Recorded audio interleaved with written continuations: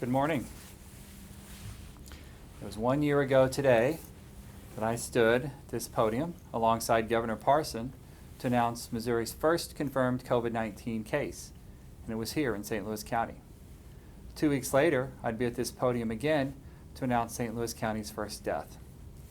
No one could have imagined the incredible toll this pandemic would take on our region and on our country.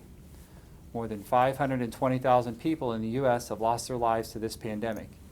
In St. Louis County, 2,019 lives have been taken by a virus few of us were familiar with a year ago. But before I get too far in my remarks, let's go back to that first death. Judy Wilson Griffin was a perinatal nurse at St. Mary's Hospital. It was her passion to help mothers bringing their babies safely into the world. In a statement, the hospital said Judy was an incredible nurse, educator, leader, and person. Her passion and dedication was second to none, and she was a hero in the truest sense. I take this moment to remember Judy and the others' lives lost.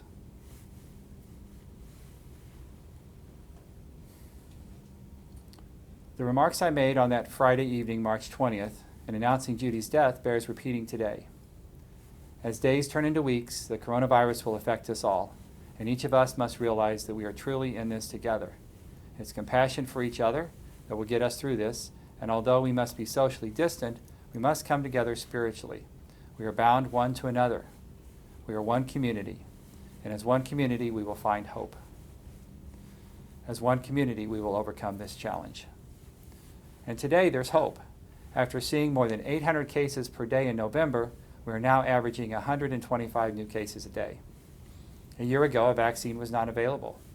And today there are 3 FDA-approved makers of this life-saving shot, and President Biden said that the distribution stream is robust enough now that every adult who wants to be vaccinated could be by the end of May. In St. Louis County, we are holding large-scale vaccination events and have set up regular vaccine sites, and we have mobile sites to get to many of our vulnerable residents. We know there remains frustration. Many people are eligible for a shot, but not able to get access to one based on a limited supply. I share that concern, but we are seeing the number of doses increase substantially, allowing us to get more shots in arms. We are encouraging registration at multiple sites, and the state, county, and hospital systems are making appointments based on those who have signed up and their registries and those who are eligible. We have been able to slow the combination and a decline of COVID cases and an increase in vaccinations.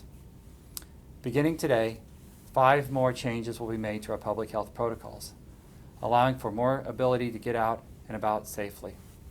First, all businesses can now remain open until midnight. Previously, the curfew was 11 p.m. Carryout and delivery is not affected by this curfew. I want to thank our restaurant advisory group for continuing to work with the health department to make good recommendations at the right time. Gatherings, which have been limited to 10 people, are now 20 people maximum for indoors and 30 for outdoor gatherings. This includes birthday parties, reunions, and barbecues. With these gatherings, our public health experts recommend that people from not more than 3 households gather at either indoor or outdoor private residential events. Indoor banquet facilities and conference centers can now operate at up to 25% of capacity, with the same health and safety protocols of restaurants, including spacing of tables and guests wearing masks when not seated. Prior to this change, the capacity was limited to 50 people, regardless of capacity. Capacity for outdoor events and outdoor facilities will be 50% as long as social distancing requirements can be maintained. Such events must comply with the Department of Public Health's planning event guidelines. An outdoor event that is larger than 500 people, based on the 50% capacity, should have the plan approved by the health department.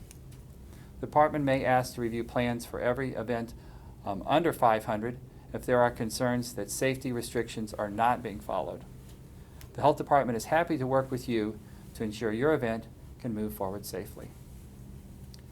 And finally, all sporting venues, which are locations where sporting events are played with spectator seating, can now submit a plan to the Department of Public Health.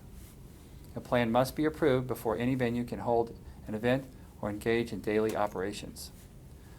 Most venues were previously held to a spectator rule of 2 people per player. All entertainment venues, which include casinos, theme parks, and museums, must continue to submit a plan for approval by the Department of Public Health. And a reminder that restaurant and bar capacity remains at 50%. The cautious opening of St. Louis County is made possible because so many of our residents have worn masks, limited gatherings, and stayed home as much as possible and respected the space of others. The more we continue to do that, the safer we can be. As I said a year ago, one community, we will find hope. As one community, we will overcome this challenge. Thank you, and I'd be glad to answer any questions. Dr. Page, we have a couple of questions from St. Louis Public Radio. What are some of the specific initiatives you want to work on with the next mayor of St. Louis? Yeah, so the question is about regional cooperation with the next mayor of the city of St. Louis. First of all, we'll continue to work together on public health as we have with our COVID response, which has been coordinated with all of the health departments in our region, not only with COVID testing, but with the vaccination rollout. And we'll continue to do that, and that will blend into other issues of public health, such as access for those who have difficulty finding access to our safety net hospitals. We'll continue to work together on economic development. We have a lot of work to do to grow our economy, to bring jobs into our community. Workforce development is important. We'll be working with the state and regionally to help address the needs in a changing and evolving economy, to make sure that folks are prepared, that we have workforce development programs, education and training available for those high-need job opportunities. And we'll continue to work together on public safety. We saw over the past few months success that we can have with a limited pilot project in North County and North City with intense, high-level daily communication between St. Louis County Police Department and the St. Louis City Police Department, and that was had a real and significant impact on violent crime in those high-resource areas. And we'll continue our coordination, communication, and cooperation on public safety. A follow-up from Public Radio. Do you think the increased hostility on the County Council toward your administration will make forging city-county collaboration more difficult? Yeah, so what we've seen, the question is about the relationship between the County Council and the County Executive's Office and my administration. And we know that relationship was strained a great deal over questions about our public safety protocols, about our response to the pandemic, about some very difficult decisions that we made here in St. Louis County to protect the health and welfare of everyone. And there was a difference of opinion on the County Council and my office on what the proper path forward there is. But as we continue to ease those restrictions, we continue to move out of this pandemic, I believe that we'll continue to work together on the areas of agreement in St. Louis County. And that's economic development, infrastructure, roads, public safety, and we'll see. We'll see moving forward if this remains one of those historic times where the County Council, as it has from time to time, and other municipal city councils have as well, becomes confrontation opportunities, or if we work together to solve problems. I think the expectation of people in St. Louis County is that we'll work together to solve the real and significant problems that we have in our community. That's all I have. Okay, thank you.